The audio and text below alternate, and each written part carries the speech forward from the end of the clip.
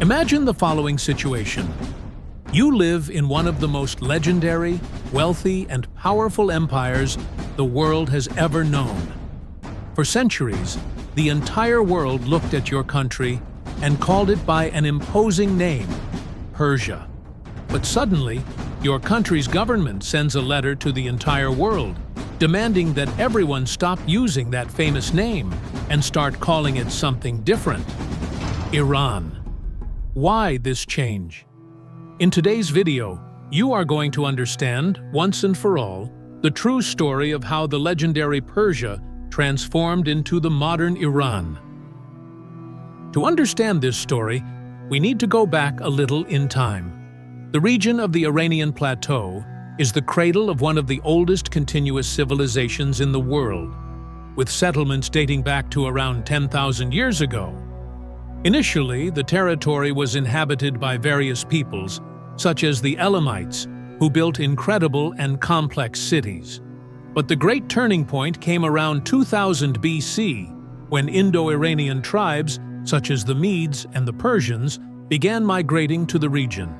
In 550 BC, Cyrus the Great united these peoples and founded the Achaemenid Empire, known to us as the Persian Empire. Cyrus adopted an incredibly rare pragmatic policy for the time. He respected the customs, religions, and elites of the peoples he conquered. Under Cyrus, and later under generals such as Darius and Xerxes, the Persian Empire became the superpower of the age, encompassing a territory that stretched from Eastern Europe to the Indus Valley.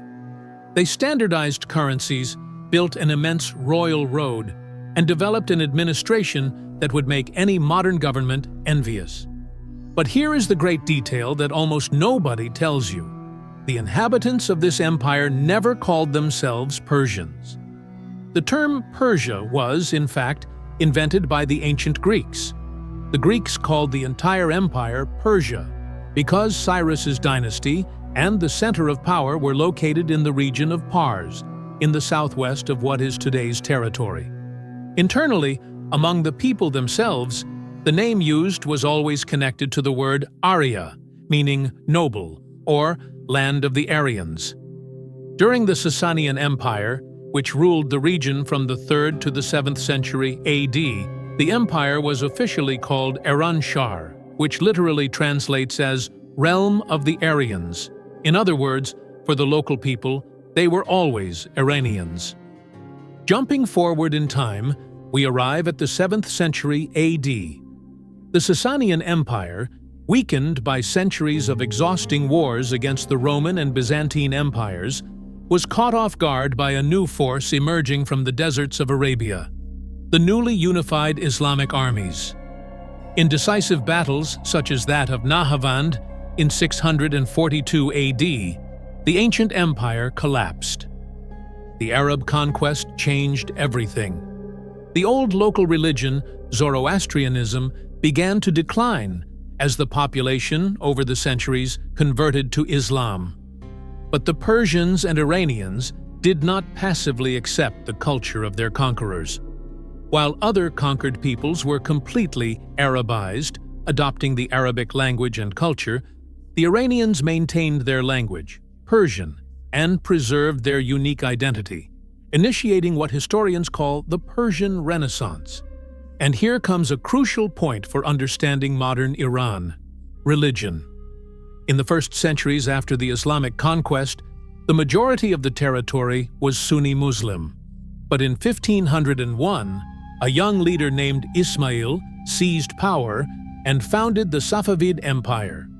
He made a decision that would change the geopolitics of the Middle East forever.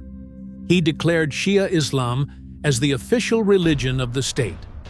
This created a strong identity and religious boundary against his greatest rivals of the time, the Sunni Ottomans. Under the Safavid Empire, Persia experienced one of its most flourishing periods. The capital, Isfahan, became one of the most breathtaking cities in the world, filled with immense squares, mosques adorned with turquoise tiles, and a vibrant trade. They built the true foundation of the modern nation-state of Iran. However, No empire lasts forever. After the Safavids, the country went through a period of chaos until it was unified by the Qajar dynasty at the end of the 18th century. But the world had changed. Europe was now at the height of its industrial revolution and imperialist expansion. During the 19th century, the Qajar Empire found itself squeezed between two global superpowers: the British Empire, which controlled India to the south, and the Russian Empire, which was expanding its borders to the north. This period became known as the Great Game. Persia was not formally colonized like India or Brazil, but in practice, the country became a battleground of foreign interests. The emperors of the Qajar dynasty, often weak and indebted, began selling off the country's wealth in exchange for easy money. They granted absurd monopolies to foreigners over banks, telegraphs, and even over tobacco production. Imagine the people's outrage. In 1890, when the Shah, the Persian king, handed the total monopoly over all the country's tobacco to a British company, the population rebelled. Shia religious leaders issued a decree forbidding people from smoking, and the citizens obeyed en masse, forcing the king to cancel the contract.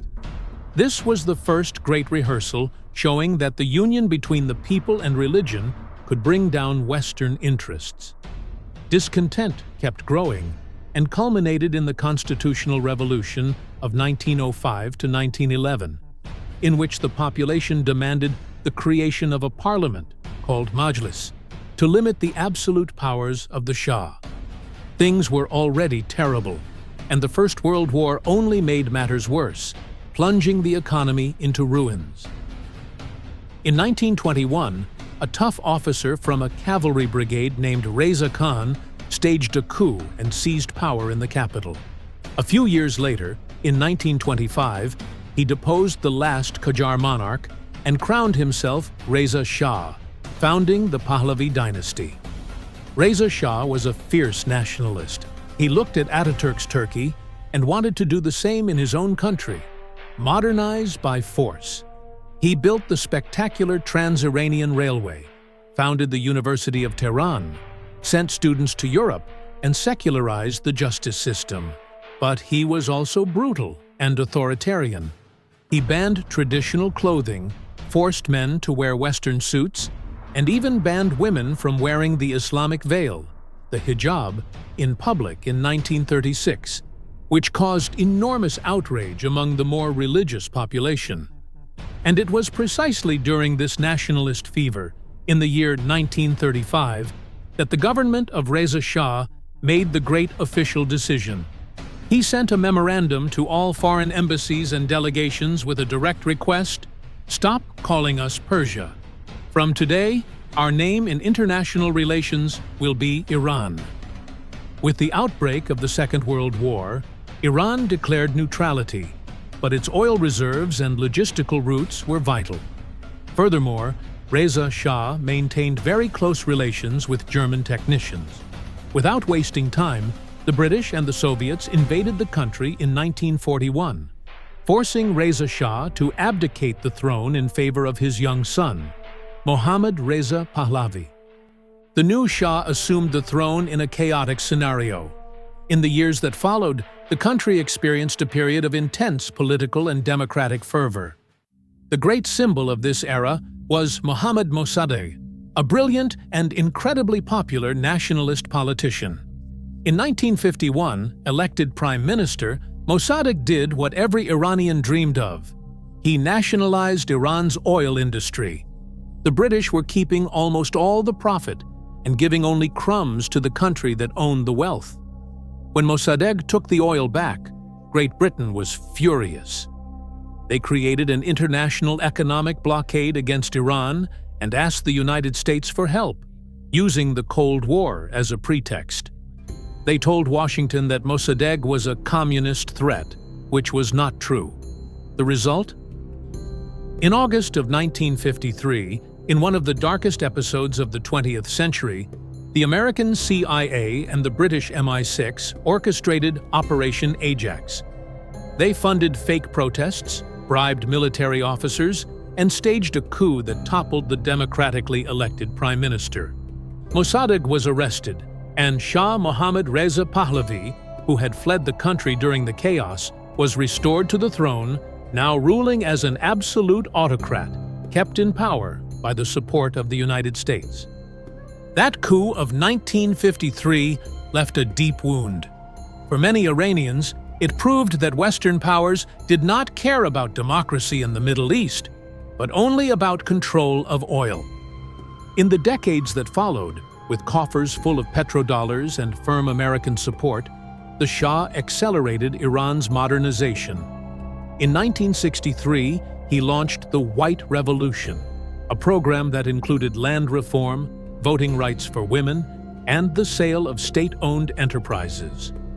The country appeared to be a pole of rapid development, but behind the glamour of elite parties in Tehran and the billions spent on weapons, social inequality was brutal. Peasants who migrated to the cities found poverty and alienation. And if anyone dared to criticize the king, the Savak, the Shah's brutal and feared secret police, trained by the CIA and the Mossad, tortured and assassinated opponents without mercy. Repression, corruption, and rapid westernization created a powder keg. Leftists, students, liberals, merchants, and religious leaders began to unite against a single enemy, the Shah. And the one who capitalized on all that anger was a charismatic figure from the Shia clergy who had been exiled years earlier, Ayatollah Ruhollah Khomeini. From his exile in France, Khomeini sent cassette tapes with inflammatory speeches that circulated clandestinely through the streets of Tehran. He promised social justice and an end to the corrupt influence of the West. At the end of 1978, the popular revolt became uncontrollable. Millions of people took to the streets in enormous strikes and protests. The army could no longer contain the masses. On the 16th of January 1979, the unthinkable happened. The Shah, owner of the best-equipped army in the region, fled Iran.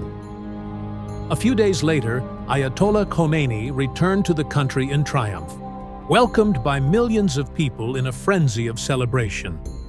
The millennial Iranian monarchy was over. The country voted in a referendum shortly after, transforming the ancient imperial nation into the Islamic Republic of Iran. And if you enjoyed this deep dive into history, do not forget to leave a like and subscribe to our channel so you do not miss the next content about the history of civilizations. See you in the next video.